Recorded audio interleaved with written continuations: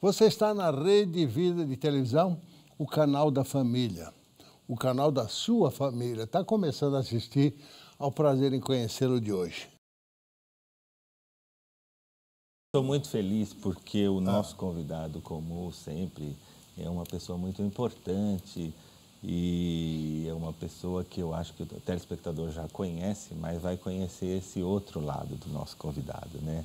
Vai conhecer uma pessoa, um convidado, a intimidade desse convidado, que é uma pessoa tão importante, que nasceu em Piracicaba em 13 de junho de 46.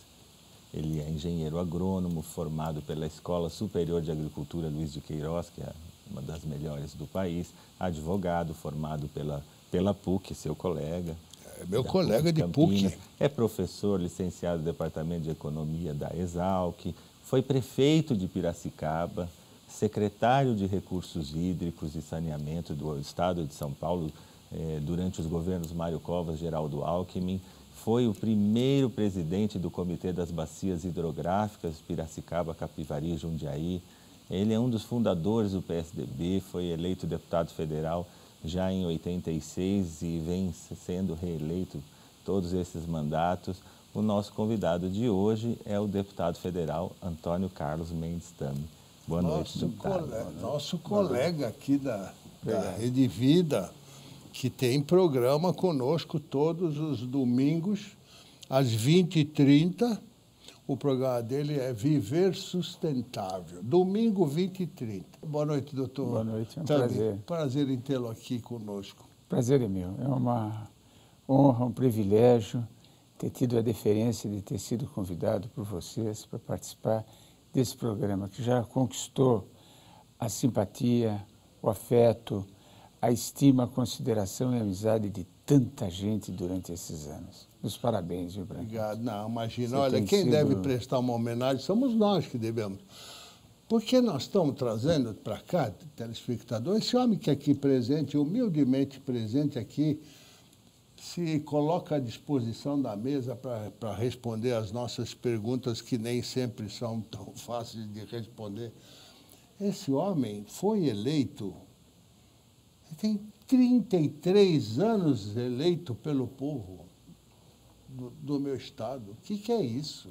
Você sabe o que é alguém ser eleito 33 anos? Que ele foi eleito a primeira vez em 1986. E agora ele está eleito até 2019. Então, você foi eleito para 33 anos de vida pública. Claro que nesse ínterim ainda ele saiu para ser prefeito de Piracicaba, secretário dos Recursos Hídricos. Essa falta de água não tem nada que ver contigo, né? Naquela época a gente já previa, né? Nós vamos falar um pouco dessa falta d'água aqui. E foi presidente do Comitê das Bacias Hidrográficas de Piracicaba, Capivari e Jundiaí. E é fundador desse partido que é um orgulho nacional, sem dúvida alguma, o nosso querido PSDB.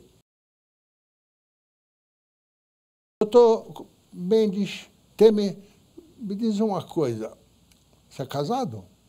Sou casado. Tem filhos? Tenho filhos. Quem é a sua mulher? Minha mulher chama Nancy Nancy Ferruzzi, família de Presidente Prudente. Ela nasceu em Lucélia, uma pessoa extraordinária, né?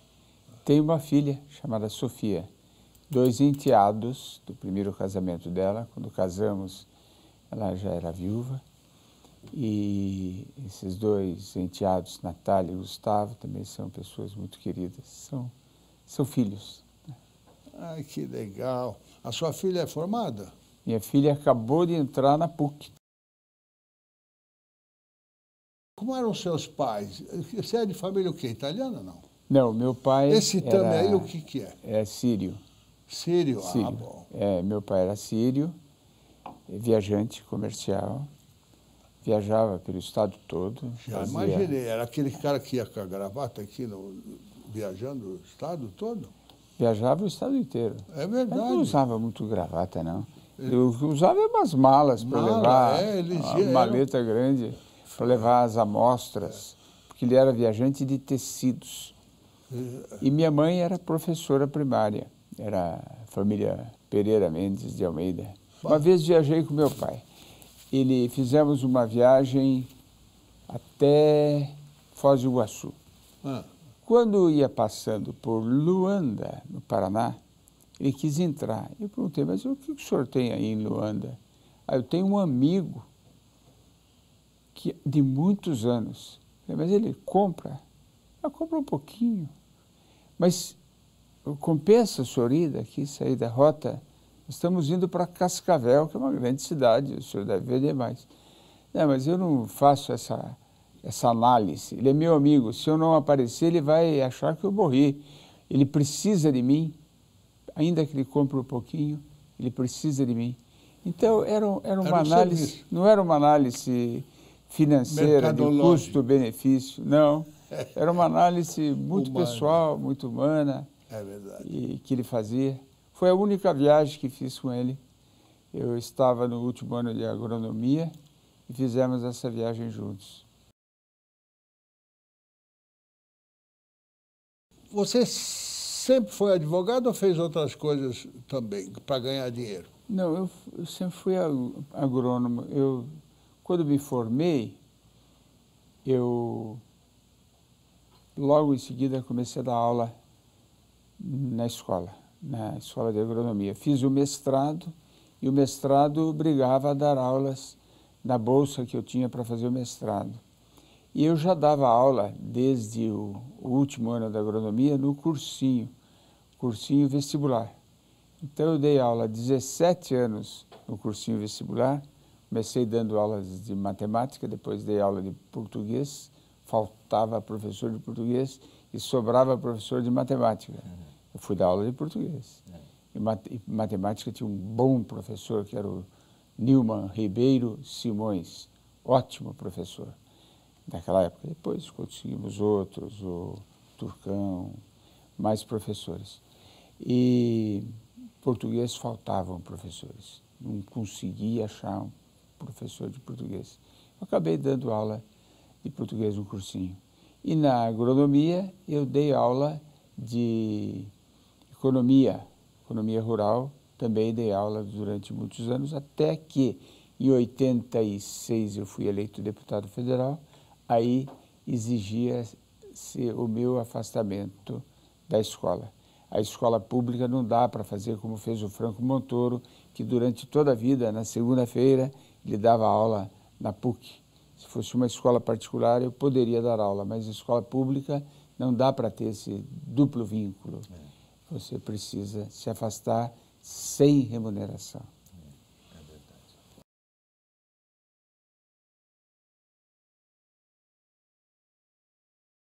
Deputado, o que significa a religião na sua vida?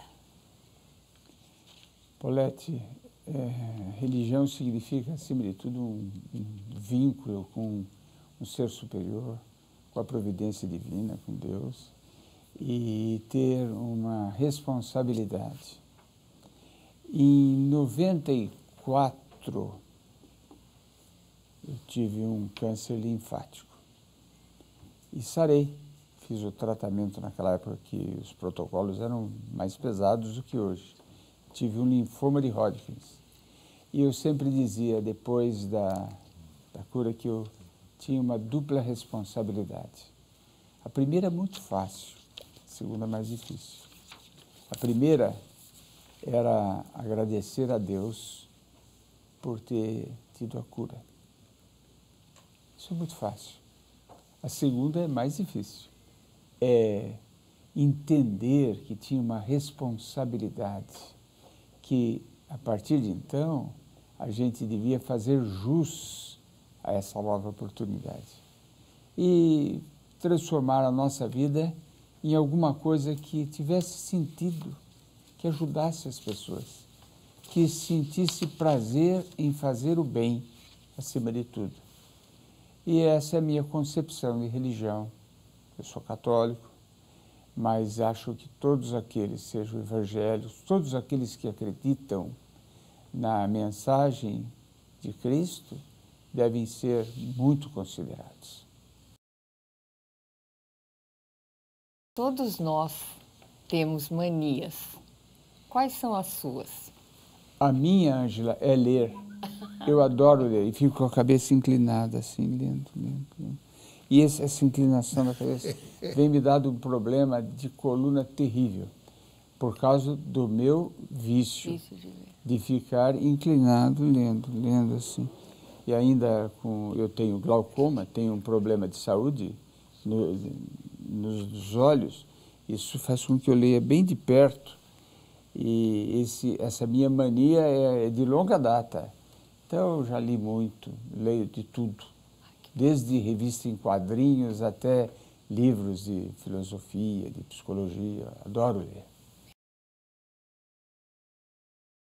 Eu queria perguntar para o senhor, essa crise, a gente vai entrar certamente nesse assunto, essa crise hídrica que nós estamos vivendo, o senhor falou já era esperado. Já era esperado?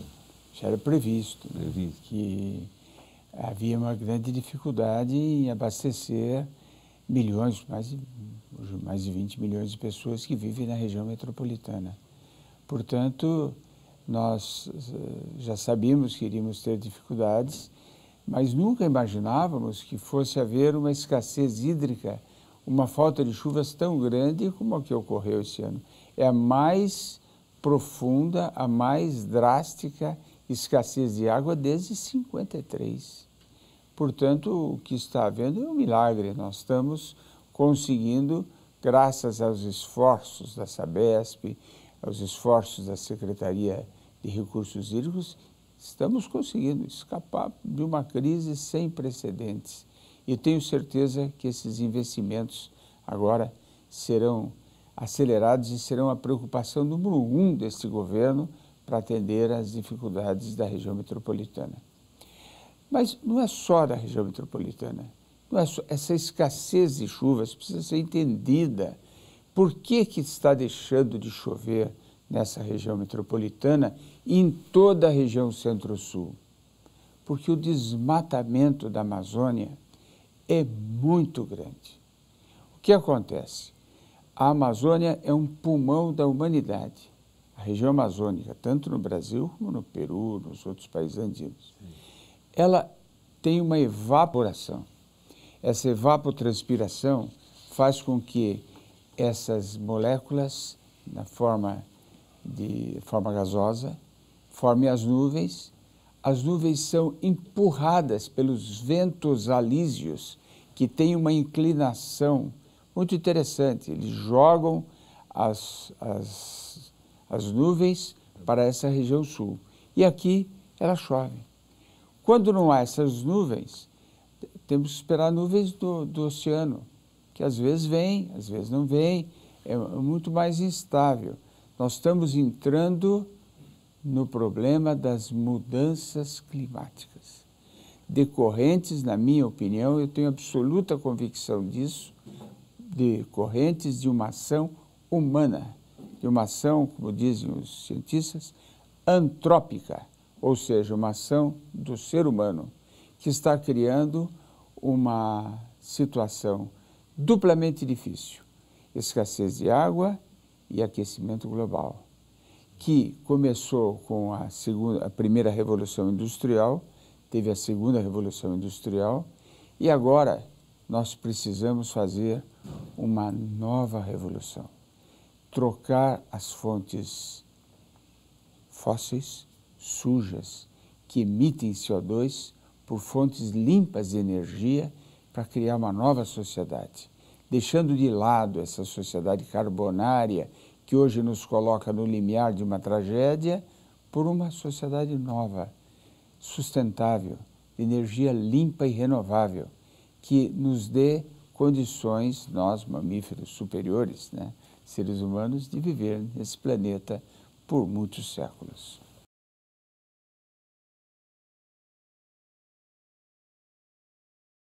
Essa organização é uma organização mundial, cuja sede fica no Canadá e o capítulo americano no México, que dirige as 3 Américas. E aqui foi fundado o capítulo brasileiro.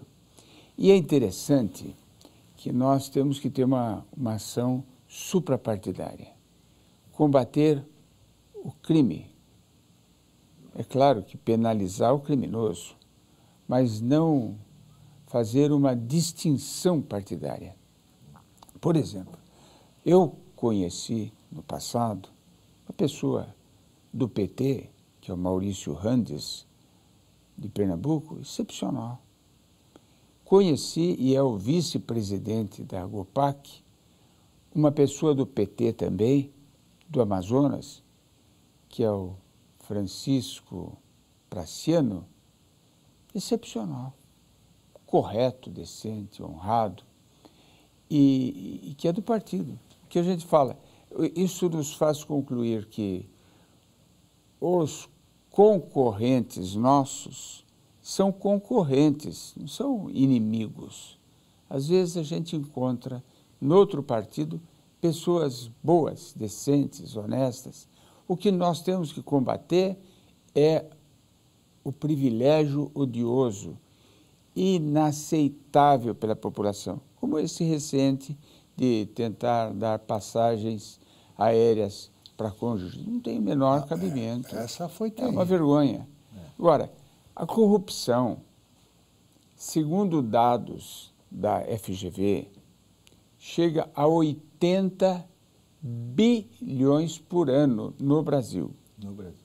80 bilhões só no que eles conseguiram mensurar, que é através da supervalorização, do superfaturamento dos contratos, não conseguem, por exemplo, mensurar o que é desviado nos contratos de terceirização, aquilo que é pago por fora.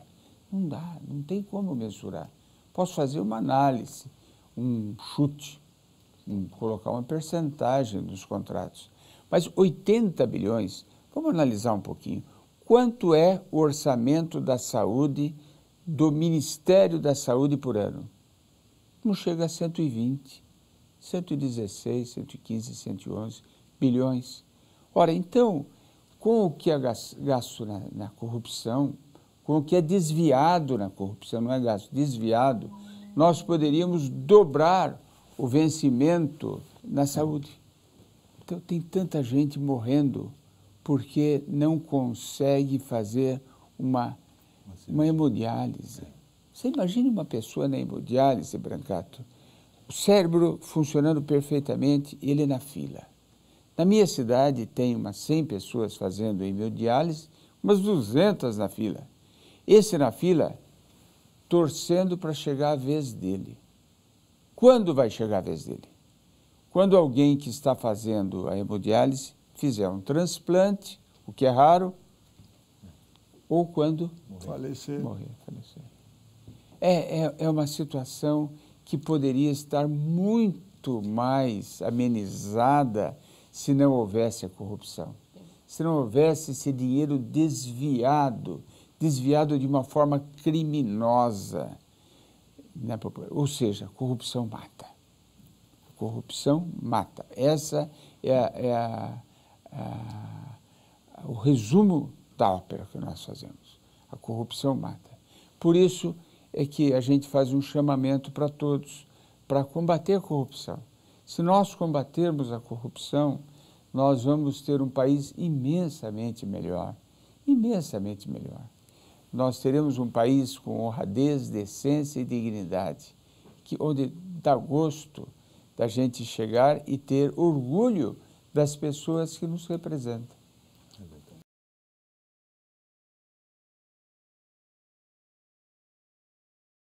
Até os santos se permitiram alguns vícios. Quais são os seus? Bom, eu adoro tomar café. Esse é o meu maior vício. Vício tomar café.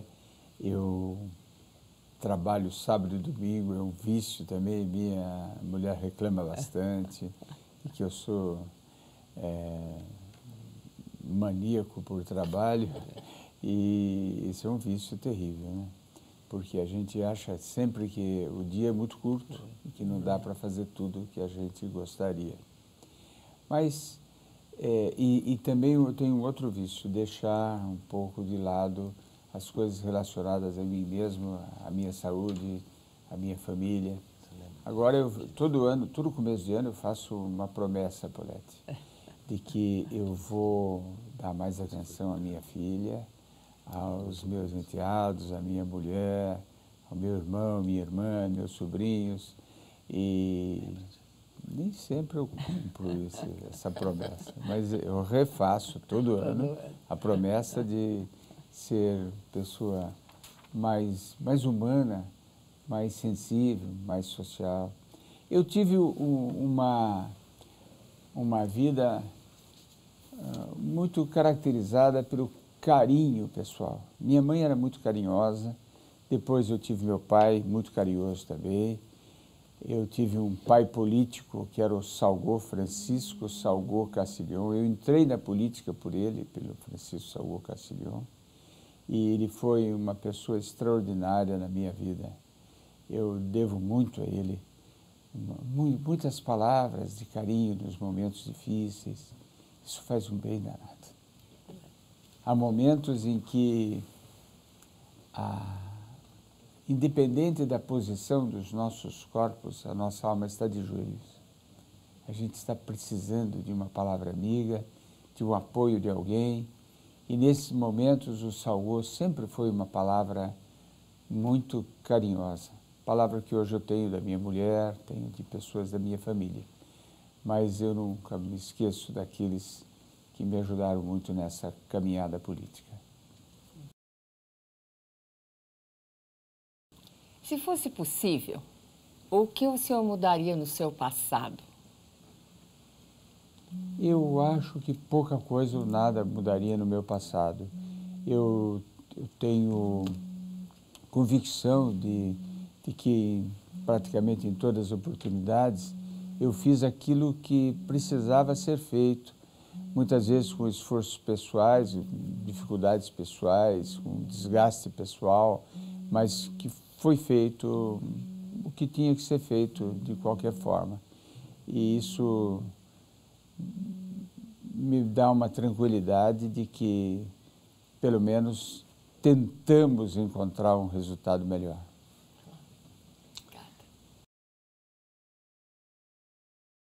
O que lhe aconteceu na vida que o senhor não desejaria a ninguém? Foram quando perdi entes queridos. Quando perdi minha mãe, quando ela morreu, quando morreu meu pai. Foram momentos muito tristes, mas são inevitáveis, né?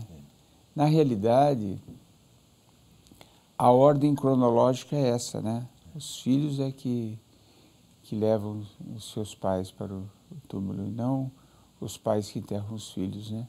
É uma ordem natural da vida. Mas são momentos dolorosos e muito dolorosos. É difícil falar, a gente gostaria que ninguém sofresse isso, porque faz parte da história da vida, né? O que deve fazer um homem que se apaixona por uma mulher casada?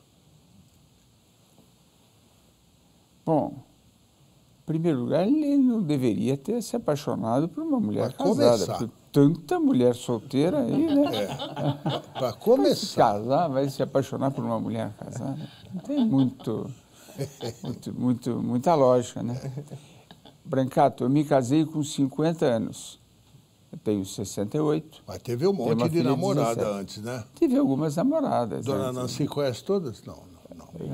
Não, acho que conhece, não sei. Algumas, né? Pode ser que mais ela fale. Mais do que você pensa. Talvez mais do que eu penso.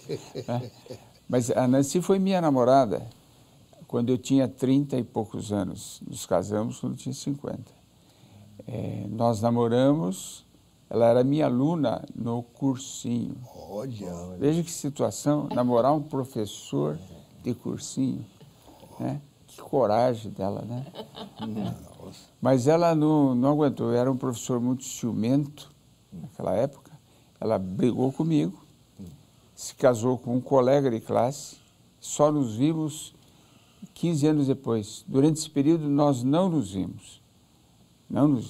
Não houve o caso de alguém apaixonado por uma mulher casada, isso não houve. Nós não nos vimos. É claro que ficou no íntimo plantado um afeto especial, um carinho especial, que depois, quando nós nos reencontramos, floresceu e nós nos casamos. Dê a sua receita de felicidade.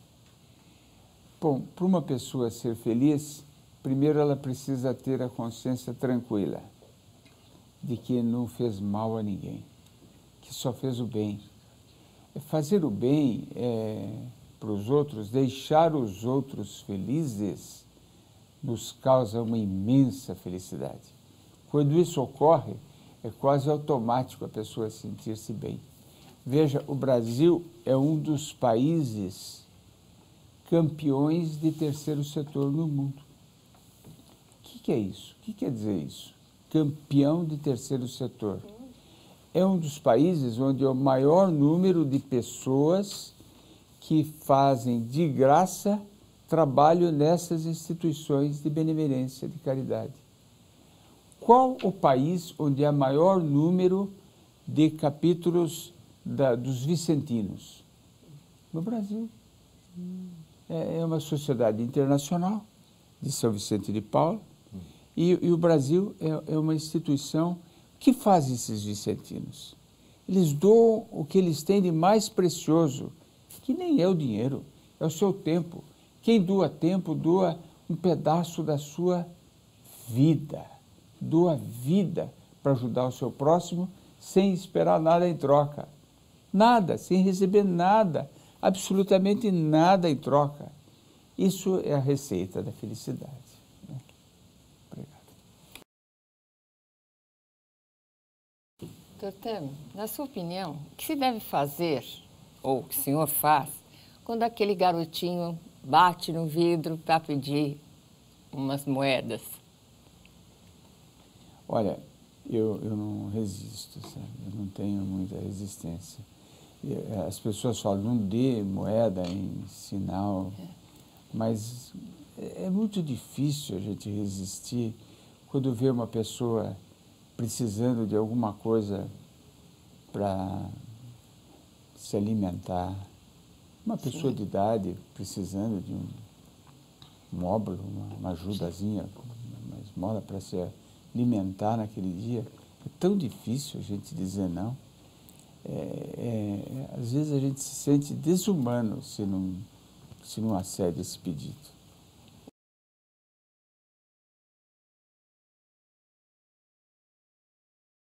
Qual foi o assunto que nós não abordamos nesse programa e que vamos abordar num próximo programa, sem dúvida? Um dos assuntos que preocupa a população brasileira, além dela correr o risco de perder o emprego, é a questão dos impostos. No Brasil, paga-se quase 40% da receita de impostos. E a carga tributária brasileira é de 38%. Quando se fala em aumentar impostos, a população fica apavorada. Quando se fala em reforma tributária, nós todos devemos ficar apavorados, porque sentam-se à mesa representantes da União, dos estados e dos municípios. Mas eu nunca vi à mesa representantes do contribuinte, de quem paga a conta. Ora, quando três setores, três entes federados se sentam à mesa, cada um querendo puxar para si mais, o que acontece com o bolo? O bolo cresce. Então, falou em reforma tributária, eu já fico apavorado. Eu falo, vai aumentar tributos. A população vai pagar mais. Uma das leis que eu tive iniciativa de fazer foi a do MEI, do microempresário individual. Hoje nós temos 4 milhões de pessoas que já aderiram à lei. Não há lei mais inclusiva do que essa. E o Brasil é um país que tem ainda 6 milhões de pessoas trabalhando na informalidade, fora da lei. Eles são fora da lei? Não. A lei é que não conseguiu chegar até eles. A lei precisa se adequar. E essa do MEI é uma tentativa da lei de se adequar a eles. Um outro assunto, Bracato, que poderia ser abordado é a participação da mulher. Hoje, no Brasil, nós temos 33% dos lares brasileiros são dirigidos por mulheres. O homem foi embora. E se nós pegarmos as classes mais pobres, D e E, chega a quase 50% das famílias dirigidas por mulheres, verdadeiras heroínas que trabalham para se alimentar e para suprir o presente e o futuro dos seus filhos, para prover a subsistência dessas crianças. Esse é um programa que valeria a pena e teria, eu tenho certeza, a acolhida, o carinho, o aconchego de 50% das mulheres das classes D e E, 33% das mulheres, no geral, do Brasil todo. Quantas vezes você mentiu hoje no programa? Quantas vezes? Acho que nenhuma, porque as perguntas foram muito boas, né? Não precisou. Não precisou de mentir. Não precisa. Não precisou, Aquele negócio da namorada ficou meio assim, ficou mas a meio gente no ar, passou né? batido. Escuta, doutor, e alguma pergunta ofendeu você por acaso? Nenhuma, A gente já pede desculpa adiantada. Não, nenhuma, de forma nenhuma. Um imenso prazer e alegria poder participar desse programa tão vitorioso, levando a família brasileira, acima de tudo, uma mensagem de união, de inclusão, de conscientização e da necessidade das pessoas, todas elas, fazerem alguma coisa, não ficar passivamente esperando que as coisas aconteçam. Uma democracia é construída com a participação de todos. O Montoro falava muito isso, né? Que quando a gente sonha sozinho não adianta nada, acorda e ficou nisso. Mas quando o sonho é coletivo, a gente começa a mudar a realidade, né? Olha, foi uma honra tê-lo aqui conosco hoje. Obrigado. Chegamos ao final do prazer em conhecê-lo de hoje. Nossa proposta foi cumprida. Nosso convidado foi essa criatura extraordinária, o deputado federal Antônio Carlos Mendes Tame, que tem programa aqui na Rede Vida, domingo, 8h30 da noite. Você vai assistir o programa aqui dele, que é muito bom. Fizemos com ele um programa de 50 minutos. Foram 3.000 segundos e cerca de 30 perguntas que ele respondeu como quis. Agora você conhece melhor o Dr. Antônio Carlos Mendes Tame e pode dizer se realmente teve prazer em conhecê-lo.